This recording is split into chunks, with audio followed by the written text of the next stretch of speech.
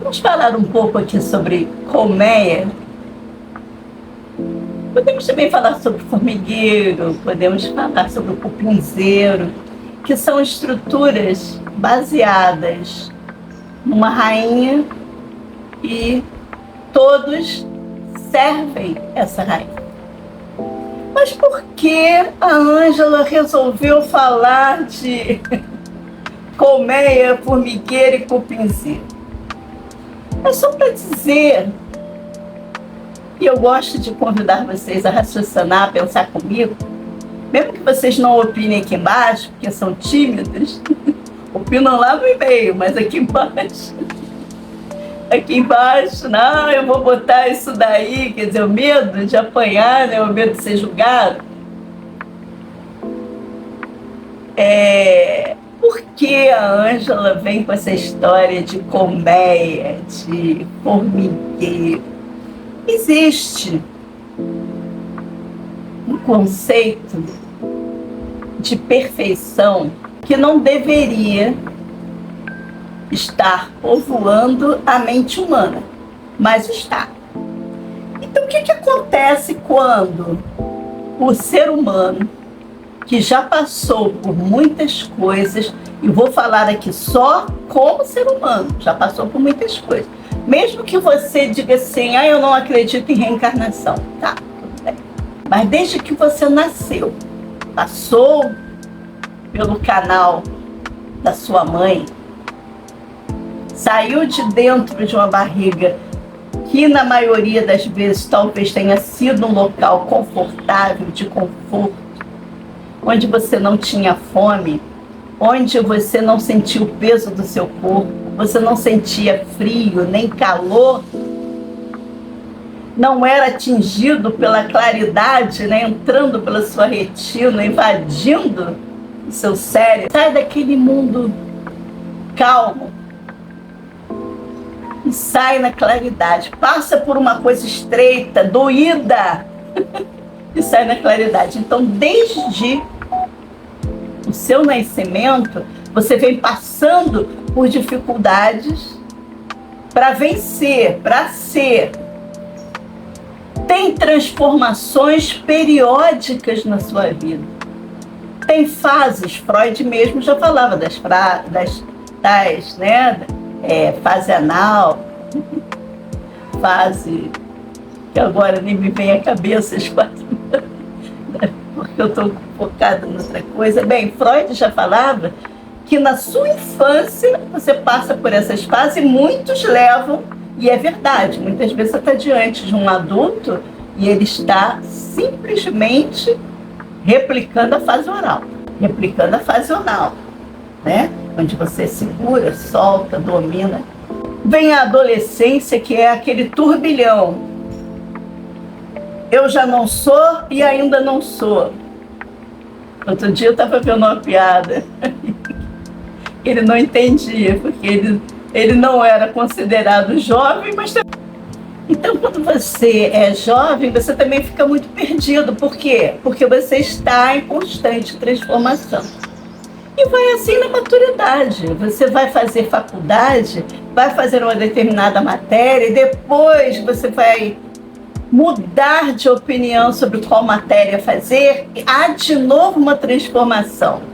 E vai acontecer isso em algumas profissões e em algumas empresas. Você vai trocar de empresa, você vai trocar de amores, não é? Vai trocar de casa, de carro. Há sempre um movimento de renovação ou algo dentro que empurra você para a renovação, mesmo que você não saiba ainda que é essa energia de renovar que está te movendo. Qual a diferença disso?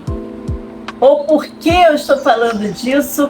Falando de uma colmeia, de um formigueiro, ou porque ali não existe essa diferenciação. Existe um que é o líder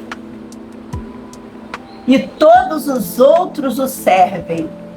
E para servi-lo, eles recebem, comem, dormem, têm a proteção da comunidade, mas a verdade não é a proteção do líder. é a proteção de uns com os outros. O líder apenas se beneficia dessa forma igual de ser, de pensar e de agir. Uma vez eu observei bem de perto um formigueiro de formigas cortadeiras quando eu estava no sítio, quando eu vivia no sítio. Gente, é uma coisa assim que impressiona. Não vou dizer para vocês que não impressiona. É impressionante, porque tem as cortadeiras, tem as que carregam as folhas, que é diferente, tem as que ficam lá em cima cortam sempre mais ou menos no mesmo tamanho, as de baixo, que pegam aquelas folhas e levam para o formigueiro, e as soldados que ficam no caminho protegendo aquela que está transportando as folhas. É uma coisa sofisticada e que muitos até veem isso como a sociedade ideal, onde todos, e já se tentou aqui, alguns regimes comunistas já padronizou a vestimenta, a forma de pensar, a forma de agir, como falar, tentando transformar o ser humano em alguém padronizado. Porque até mesmo a vestimenta não distinguia os sexos. Tanto homem quanto mulher usavam o mesmo uniforme, com a mesma cor, que não dizia nada, que se confundia com um dia escuro, com um dia nublado. E recebiam a sua ração de alimento para o quê? Para não morrerem, para sustentar o quê? Para sustentar um regime. Também existe o regime de ditadura, que faz isso também. Ele acha que se padronizar ao máximo, ou seja, daí vem aquele que professa a religião perfeita. Fora daquela religião perfeita, as outras têm de ser exterminadas. Aí vem pessoas têm aquela religião, não, vão se filiar a essa religião, sim, tudo bem, não vão, extermina. E para que os outros não falem nada ou usem para si a desculpa do eu não sabia, eles rotulam, eles demonizam o diferente. Mas o que é que eles estão tentando fazer? Padronizar.